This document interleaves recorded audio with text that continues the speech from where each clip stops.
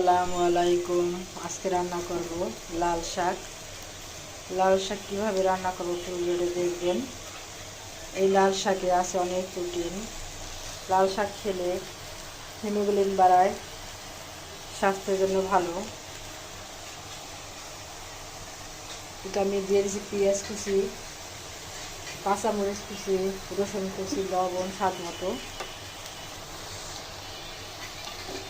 দেখো কত সুন্দর প্রিয় লাল শাক। এখন আমি একটু ঢাইকে দিব।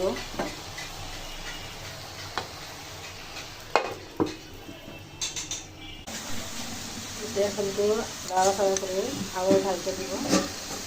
ঢাইকে রাখলে শাকটা নরম হবে।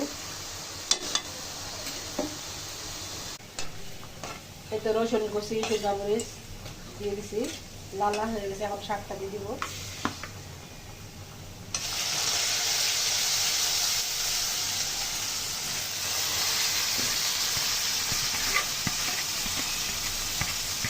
শাকের ভিতরে শুকনো মরিচটা বেশি দিলে ভালো লাগে, সেটি কাপড় নিচে পড়ে, সেটি ভালো লাগে।